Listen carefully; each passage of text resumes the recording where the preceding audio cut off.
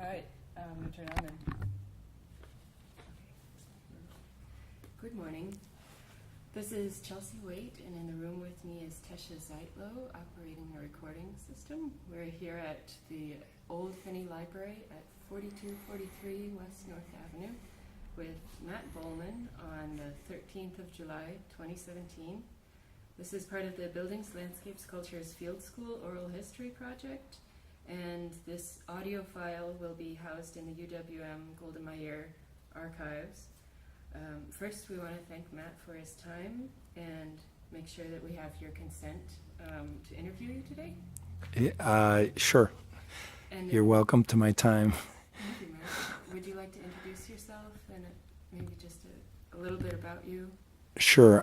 My name is Matt Bohlmann, and I am do small-time developments like the Finney Library, and I have a background where I've purchased some buildings like this and used them as small business incubators, where I try to repurpose the spaces that can't be used for their original intention, and then find businesses that would be a good fit for it. So I wanted to start off by asking you to tell the story of your involvement with this library, maybe past, present, and future. Sure. Well, I came here as a boy. We right where I lived, we didn't have a library, like a neighborhood library. So my mother, in particular, in the summers, we'd kind of go from library to library and get a bunch of books every week. And so I knew about this library, and probably later I also knew about the other North Avenue Library, which was on the east side, and that one's been torn down and redeveloped. So I kind of know most of the Milwaukee libraries, and this was one that just I have, just certain memories of coming to. At the time, I probably didn't know that my father grew up on Sherman Boulevard, and he spent, I believe, his entire childhood living in Park Lawn, which was a government, I don't know what the appropriate word was, but it was subsidized housing for low-income people, and I'm 99% sure he spent his whole childhood there. And I have other relatives that all lived right around this area. So anything I'm forgetting? And at the current, or over the last, in your recent history with the building? Sure. So I live less than a mile away, and the library I attend now is the Washington Park Library, is my neighborhood library. So we knew the building was vacant. We knew they were building a new facility, and just kind of being in the commercial real estate business, I knew that this was sitting fallow. I would drive by often and see it, and knew it was a beautiful building.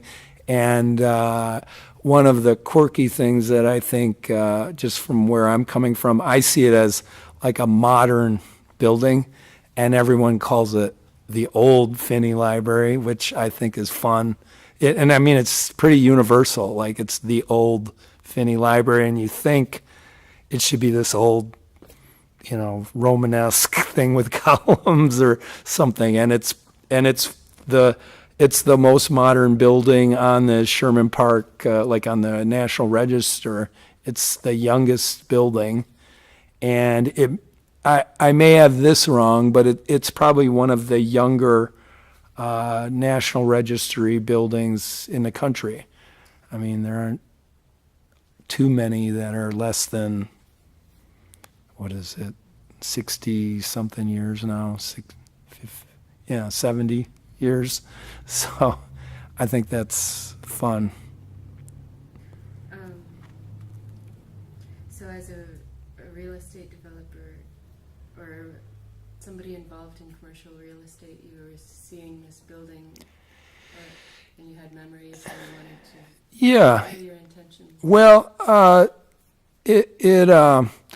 so I knew it was here, and I knew the city was, I pay attention to what happens in neighborhoods and buildings, and I would hear that, somebody had a proposal for the property, and I do use, the city has a website that lists any properties they're trying to get repurposed, and this was always on there, and it would come up as proposal pending, and then available, proposal pending, available. And one of the things with just the way my life is, it has to be the right time for me because I'm not rich.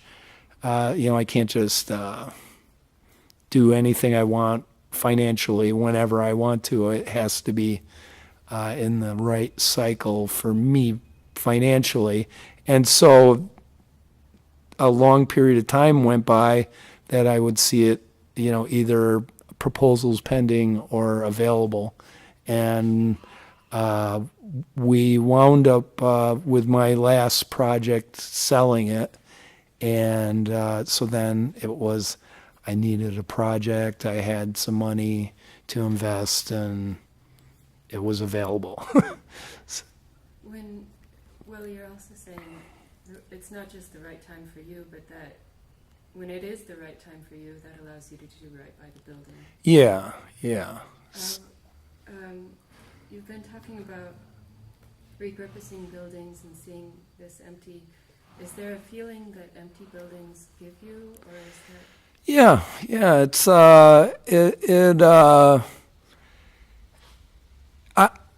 I've seen all around Milwaukee, just having lived here my whole life, and I think of like when I was a child,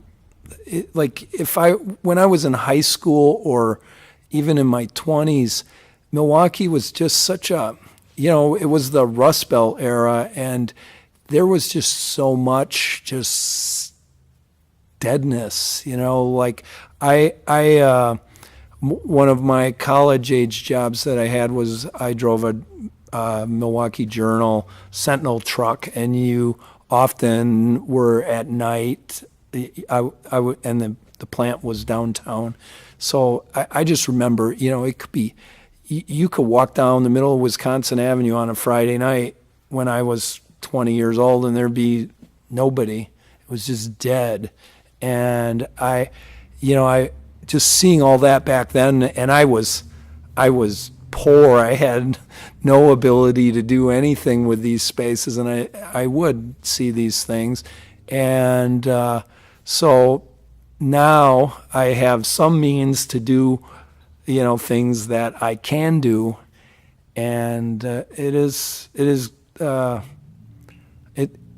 thing that I don't understand people that don't have more means than I have. I don't understand why they're not doing more. And, I think, like Sherman Park in particular, I mean, there are people that grew up on these streets that are 100 millionaires, and I don't see why they're not spending it here, Would you venture a guess? Well, I don't know. I mean, they have other priorities, I guess, but I just think that the mayor before Tom Barrett, John Norquist, has a book out called The Wealth of Cities, and it's a play on, and I don't know the other, I should read it, The Wealth of Nations, I think, is you architect students probably read. but the wealth of cities, I mean, in that book, he based John Norquist, the former mayor, and he's involved in a lot of urban planning issues. I don't even know. I should look him up. But this book he wrote many years ago, it kind of just lays out around the world that all the wealth comes from cities, and that any down cycle, which this Midwestern cities have been in one for a long time, or maybe are coming out of a down cycle. It's just because the wealth was extracted from the city. So if people that have means keep their money here, I just think it's good for everybody. And according to people like John Norquist, it's going to happen. It's just a matter of time. That brings a lot of things to mind. I haven't read Wealth of Nations either. I think it's Adam Smith. But I have read French theorist Henri Lefebvre, who writes about the right to the city. And as citizens, we should have a right to these places where knowledge is produced and culture is produced, and we should be able to afford, a weekend in New York or in Chicago or in San Francisco. But more and more people can't afford to visit those cities. Something else you brought to mind was a headline recently that only 66% of Milwaukee's taxes come back from that tax money comes back from Madison into the city. Yeah. Well, that's something I mean, with politics involved, I think right now, and I follow this reasonably closely, but I'm a layperson. But I think like Minnesota right now, from my understanding of it, the whole state understands that all their wealth is coming from Minneapolis, and that they invest in that in the city, even if they are farmers or small town people. They understand that, and it seems like in Wisconsin, the political problem we have right now is it's us against them, and they're in a bad. I mean, I wouldn't want to be a farmer right now or even in a small town economy, because it is really hard for them. But to take away from the city, and there's just all kinds of things that are just don't seem sensible to me. Little things like the freeway, the infrastructure issues, and this light rail thing, and I mean just all these issues. It's they don't understand business. I'm a self-educated business person, and they just don't seem to do things like the whole thing with taxes. It's if you're doing investing in your community, the benefit comes for 10 years, 20 years, 50 years, and whether it's freeways or railroads or baseball stadiums, those investments just keep returning for a long time. And this whole thing, like with the freeway projects in our state government, they want us to pay for it today, even though it's going to be there for 50 years, and they're afraid to bond the money for 30 years, even though my kids are going to be driving on the roads and I'm not. So it shouldn't. They just don't understand that you don't have to pay for a 50-year investment with today's money, and that's a thing as a business person. And I have the same issue in my family, where my wife just cringes about borrowing money for a finny.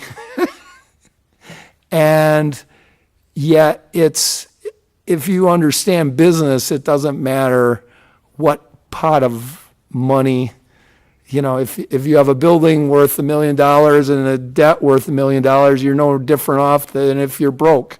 It's the same.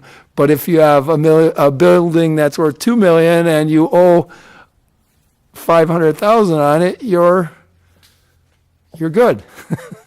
So and our government, I think right now that's the real fundamental issue they don't understand, is that investments return. It's not like using a credit card to go to the Bahamas. It's a real investment in yourself. So it seems like the two are kind of intertwined. How the rest of the state views Milwaukee is also kind of how it kind of comes to bear on Sherman Park, especially with last year's events, uprising. Mm-hmm.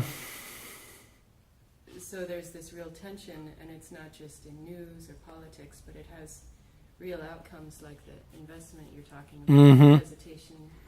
Yeah. Can you explain how you see Sherman Park, and are you kind of trying to get past some of the stigma? Yeah. I heard on the radio after the riots, and I'm real bad with names, but I think it was Greg Vaughn, who was an African-American radio host, and he died last fall or winter. But he was on talking about Sherman Boulevard, and it might have been with Kathleen Dunn on public radio. She also lived on Sherman Boulevard for a long time.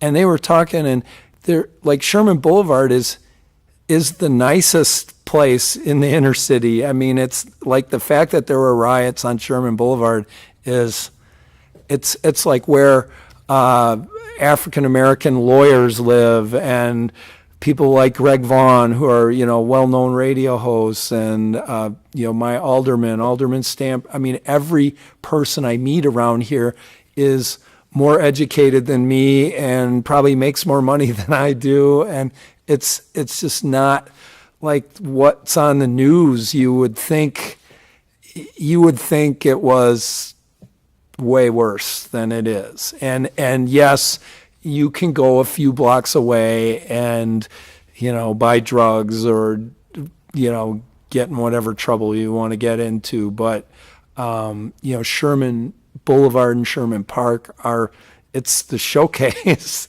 So it's kind of ironic that there were these incidents there. So if I were thinking of where things like that, North Avenue here is, due for a major and Alderman Stamper has it. I agree with him on it that he, some people would say if you're an alderman, he has, one of the most challenging business districts in the entire city.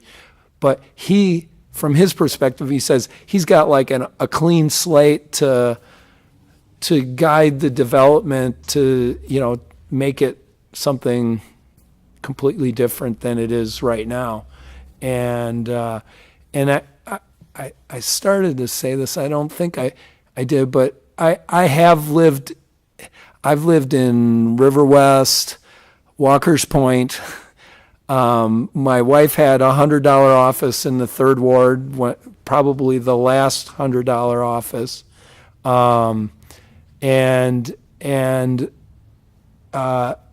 I did not live on KK, but all these areas took, even Brady Street. I mean, when I lived on just off of Brady Street, it was a very seedy in the 80s. I mean, there would be passed out drunk guys with their pants down in the morning, and it was very seedy and hard to understand that. Like, why was there Prospect Avenue? Was the highest rent in the city of Milwaukee, was blocks away, and there were, garbage and passed out guys on Brady Street in the 80s. And now, it's a high rent zone, I guess you would call it, in a major investment region, and all those areas.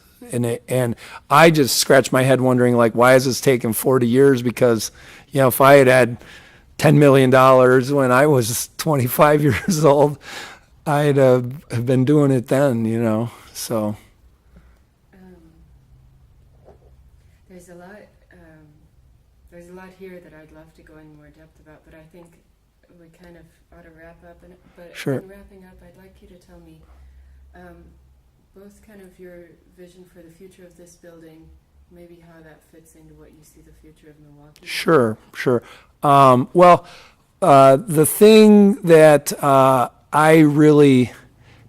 really drives me is that I just like seeing people work, and I respect every worker, and I don't care if they're sweeping floors or mowing lawns or work, whatever work they do.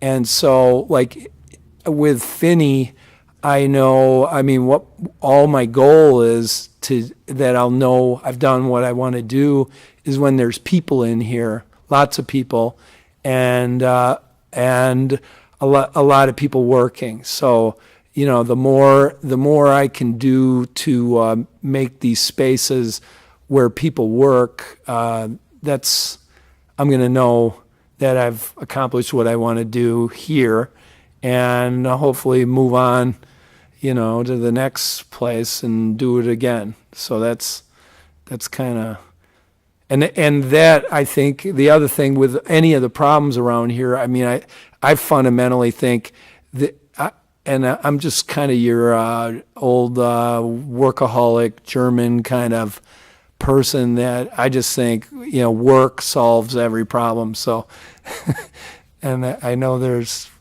workaholic problems too, but if people don't have meaningful work, they don't have their lives don't have meaning. I just think that's the solution, and so we just need to have jobs. So, anything else? Tasha, do you have any questions?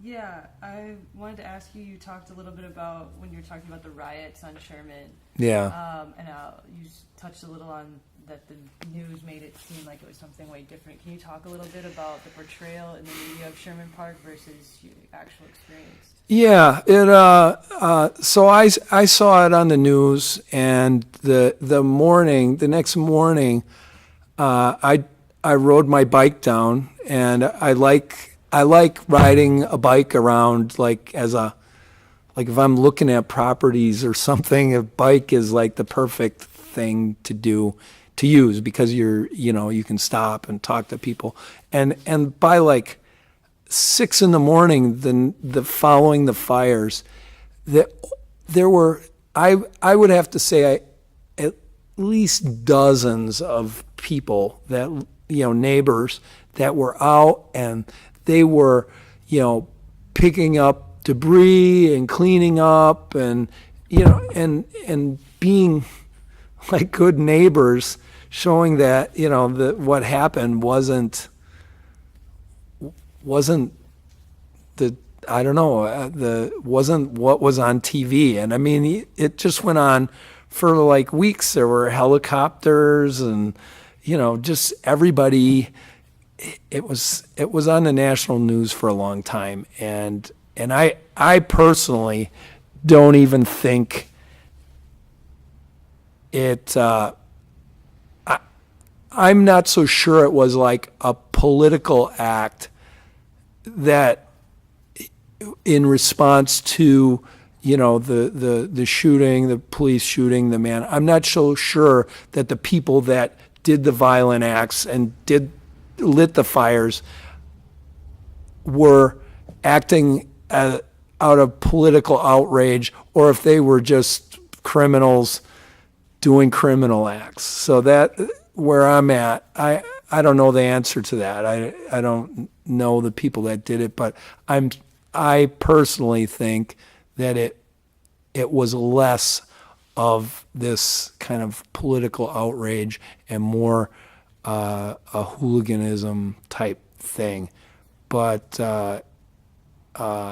and the fact that nothing else has happened since probably, I mean, it affirms it to me personally that that was the case. Because the politics, I mean, they're doing little infusions of projects and things like that. But I mean, Sherman Park is still not much different than the day before it happened. I mean, it's the same plays. I mean, it's just people have an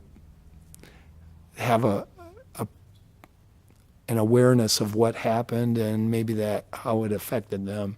Didn't affect my perception of the area, and none of us along here are really feel threatened. I have all these windows and all the things that would just be easy targets, and I'm not even in the slightest concerned about it. So. One last thing, I'd like you to kind of tell us what we're looking at in here and what you've got one well constructed. Yeah. What this is, and this is what I was laughing about, the old Finney Library. One of the problems with most old buildings and repurposing them is that they were built before any kind of awareness of accessibility, and the fact that it's all on one level is really wonderful.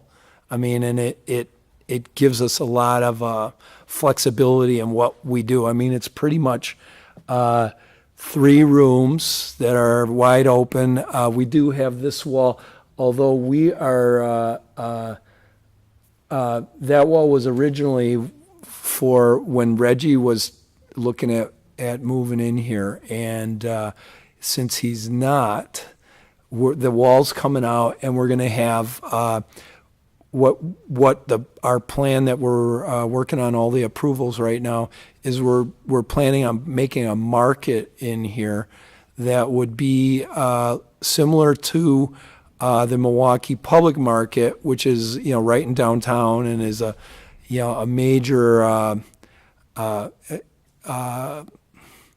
It's just a major part of the urban downtown life, and what we're trying to do here on the surface is that it would look similar to that, and that we're going to put all these various kiosks around. And the kiosks I'm calling, and this is where it's different than what would be downtown and more suitable for Sherman Park, is that as an incubator, I did a lot of interviewing of small food businesses in the neighborhood, from Fondy Market and various other places, and the what I'm going to do differently, and this is where my business incubation experience comes in, is most of these small businesses don't have the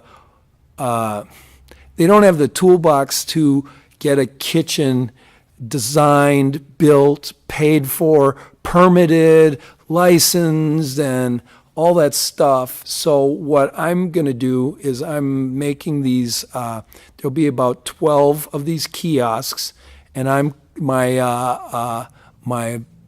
brand or whatever marketing thing that I'm calling them turnkey kitchen kiosks. So that's what I'm going to have. And I'm one of the potential tenants is a family that African American family that does.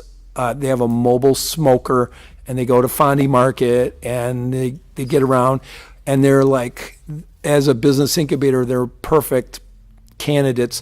The wife works for Milwaukee Public Schools in a school to work program, developing food, getting kids that are, unlikely to graduate and getting them in this food training, culinary arts kind of program. And so she has a food background, a good job, and they want to expand their business. So, instead of being just at the farmers markets and closing down in the winter, they'll have like a permanent spot that they could be open year round. And then so that's going to be one of these kiosks. Are we off of time? Then another type would be ones that could be shared, like baking. Like if we make a bakery, there could be a person that makes pies and a person that is a wedding cake person and a dog biscuit person could all use one kitchen and kind of not compete against each other, but what is the word, like collaborate more, and have share the rent, keep it cheap and affordable.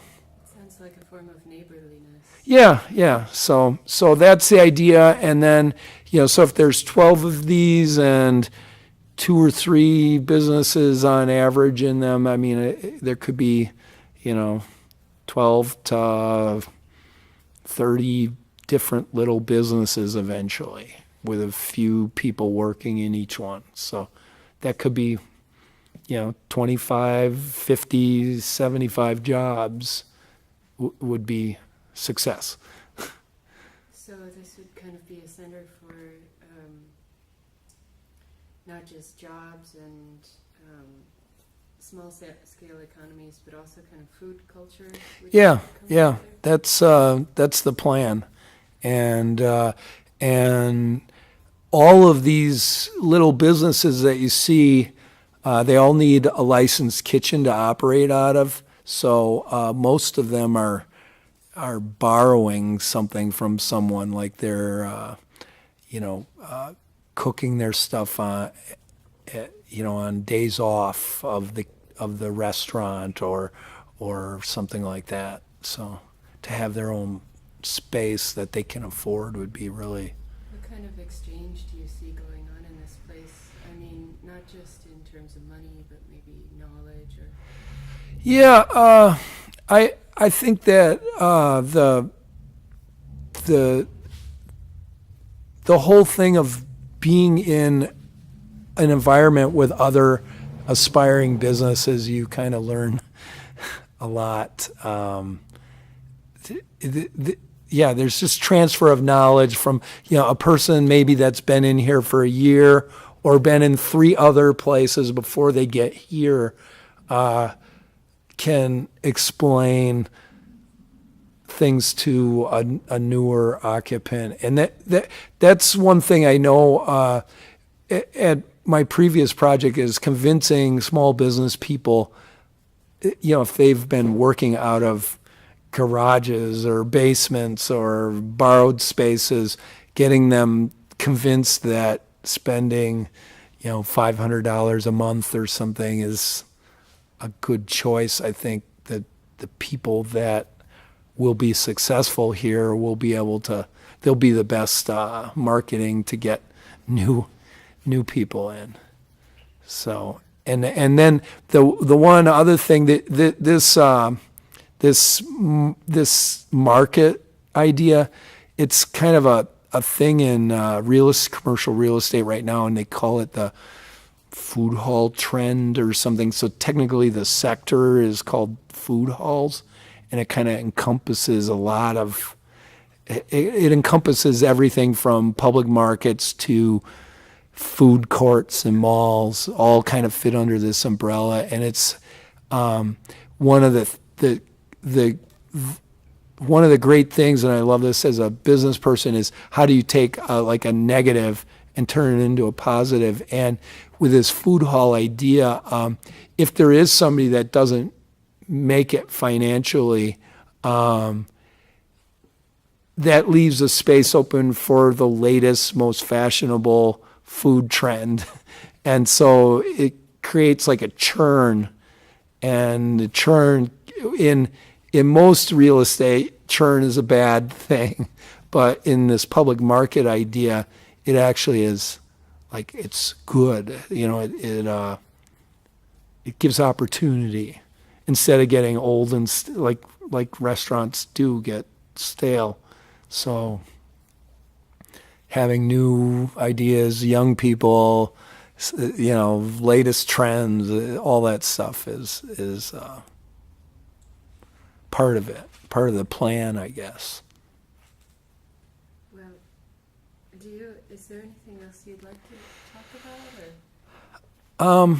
I think I've covered it. I mean, I love being in this area. I love being on Sherman Boulevard. Everybody I know personally that I've met is fantastic, and I think the rest of the city just has to recognize that and spend money here, leave money here, invest.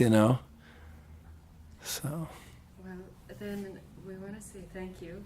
And this has been Chelsea Waite and Tesha Zeitlo with the 2017 Buildings, Landscapes, Cultures Field School from UWM.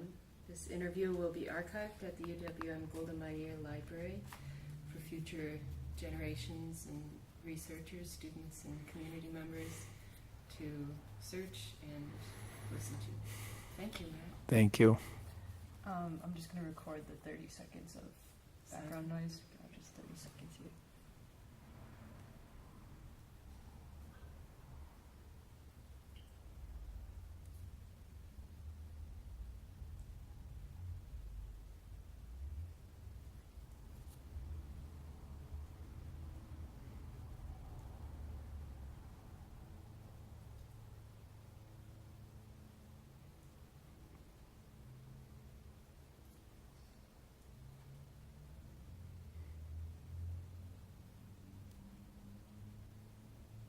All right.